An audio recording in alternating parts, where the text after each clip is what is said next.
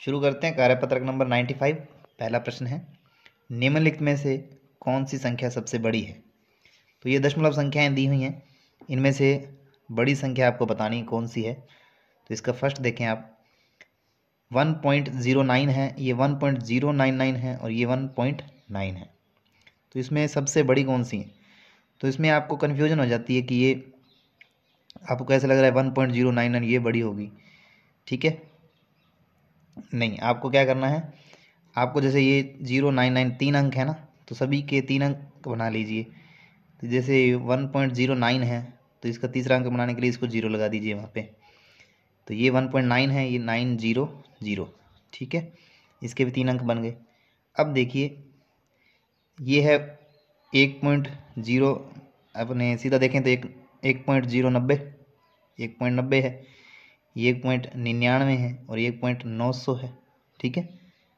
वैसे होता नहीं है, वैसे तो पढ़ते तो ऐसे हैं 1.900, ठीक है। लेकिन अपने तुलना के लिए पढ़ें तो ये 90, ये 99 और ये 900, तो बड़ी कौन सी हो जाएगी 1.9 वाली, ठीक है। यहाँ से देखें तो ये है 50.69, ये 506, तो ये संख्या वैसे ही बड़ी है 506, ये 5 है तो ये 506 वाली बड़ी है, ये तो सीधा ही पता चल रहा है 506.3 बड़ी है।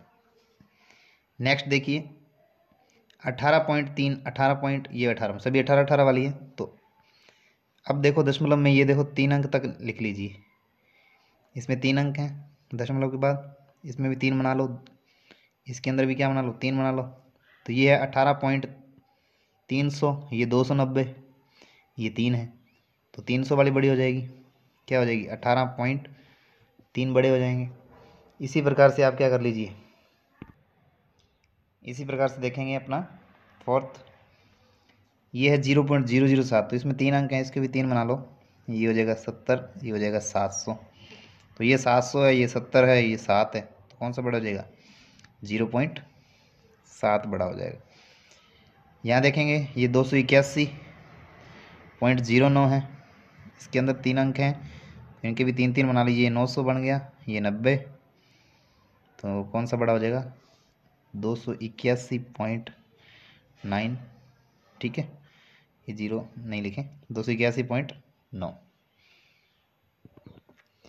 प्रश्न संख्या 2 देखिए, नीचे दी गई दशमलव संख्याओं के बीच दिए गए बॉक्स में छोटा, बराबर या बड़े का उपयुक्त चिन्ह लगाइए। इसका फर्स्ट देखेंगे, देखिए ये 50.9 है, ये 5.09 है, तो 50 बड़े हैं 5 से। सेकंड देखेंगे 113.303 है, ये 113.33 है, तो इसके भी इधर 0 लगा दें तो ये 3 अंक बन जाएंगे, ये 330 है, ये 303 है, ठीक है। दशमलव के बाद तो 303 वाला बड़ा, 30 वाला बड़ा हो जाएगा। थर्ड देखिए 10.570, ये भी 10.57, अगर इसको अंक 3 अंकों तक लिखें तो 570, तो ये क्या है बराबर है। नेक्स्ट देखें 0.852 है, ये 0.825 है, ये 852 है, ये 825 है, तो ये बड़े हैं, 0.852 बड़ा है। पाँचवा देखें 75.75, ये है 75.075, तो इसको 3 अंक बनाने के लिए इसके 0 लगाएं तो 750 है, ये 0.75 है, तो ये बड़ा हो जाएगा 75.75। सिक्स देखेंगे 35.55, ठीक है, ये 35.550, तो इसके 3 अंक बनाने के लिए यहाँ 0 लगाएं तो ये भी 550, ये भी 550, तो दोनों क्या हैं इक्वल हैं।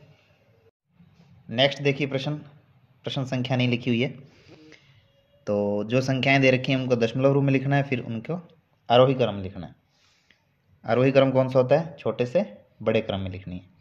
तो फर्स्ट देखिए इसका 3/21 है, तो 3/21 इसको काट देंगे, 3 एकम 3, 3 7 21, तो फिर 7 से 1 में भाग लगाएंगे तो ये आएगा 0.142। नेक्स्ट आएगा आपका 6 के बटा में 10 है, एक छोड़कर दशमलव लगाना है यानी 0.6 आ जाएगा। और आगे है 2 छोड़ के पॉइंट लगेगा यानी 0.08 बनेगा। 2 छोड़ कर पॉइंट लग गया। आरोही क्रम में लिखना है। अब ये देखिए, ये 142 जीरो के बाद, ये जीरो के बाद 6 है और इसके आगे 2 जीरो लगाएं तो 600 हो जाएगा। तो सबसे बड़ी कौन सी होगी? 0.6। और ये है 0.08, ये 0.8 है, अगर एक जीरो लगाएं तो 80, ठीक है। और ये है 142, तो सबसे छोटी कौन सी है? 0.8 वाली, 0.8 वाली। और उसके बाद है 0.142 वाली, और लास्ट में 0.6 यानी 600 वाली, ठीक है। आगे देखेंगे, ये वही 3/21 है, इसका तो वही बनेगा 0.142। ये सारी वही है, 6/10, 8/100, 0.6, 0.08। आरोही क्रम भी वही आएगा, 0.08, 0.142, 0.6। आगे है देखो 5/10, तो एक छोड़कर दशमलव लगाना है, तो ये है 0.5। आगे है 55/10, ये हो गई 5.5, एक छोड़ के पॉइंट लगाना है इसमें भी, ये है, इसमें 2 छोड़ के पॉइंट लगेगा तो ये हो जाएगी 0.55।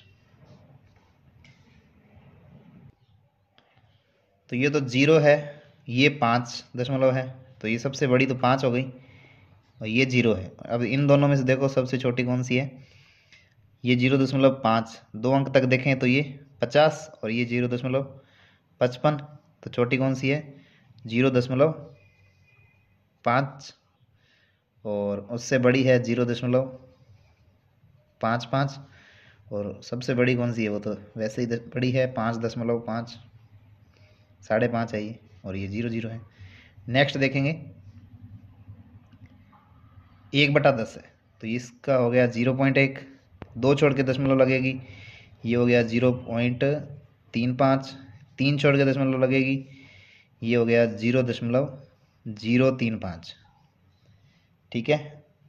अब इसका आरोही क्रम लिखेंगे, तो ये है आपके 3 अंक बना लीजिए, ये हो जाएगा 350 और ये हो जाएगा 100। तो सबसे छोटी है 0.035, उसके बाद है 0.1 वाली, और उसके बाद है 0.35 वाली, ठीक है। नेक्स्ट देखेंगे प्रश्न संख्या 3। सत्य असत्य कथन छांटने। पहला इसका है, स्थानीय मान सारणी में जैसे जैसे हम बाएं से दाएं की ओर जाते हैं तो जो गुणनखंड होता है वो पिछले गुणक का 1/10 हो जाता है। जैसे मान लो सैकड़ा के स्थान पर है, तो सैकड़ा के स्थान पर मान लो 5 है, तो उसका स्थानीय मान 500 होगा। उसके बाद मान लो दाही है, तो दाही के स्थान पर स्थानीय मान कितना होगा? 50 होगा। तो ये 1/10 हो गया, 10वां हिस्सा हो गया। 500 का क्या हो गया? 500 का 10वां हिस्सा करें तो 50 आ गया ना। तो इधर वाला गुणनखंड क्या होता है? उसका 1/10 हो जाता है। तो बिल्कुल सत्य कथन है। एक खंड को 10 समान भागों में बांटे तो प्रत्येक भाग उस इकाई का 1/100 एक शतांश भाग होता है। तो नहीं, वो एक दशांश भाग होता है, यानी 10वां हिस्सा होता है, 100वां हिस्सा नहीं होता। तो ये असत्य कथन हो गया। 10 भागों में बांटेंगे तो एक भिन्न क्या बनेगी? 1/10 बनेगी। 25.37 और ये 25.307 में 25.307 बड़ी है। तो देखेंगे, अगर इसके तीसरा अंक बनाएं तो ये 0 आ जाएगी। ये दशमलव हुआ 370 है, ये 307 है, तो 307 वाली तो छोटी होगी। तो ये भी कथन क्या है? असत्य है। इसी के साथ कार्यपत्रक 95 होता है कंप्लीट।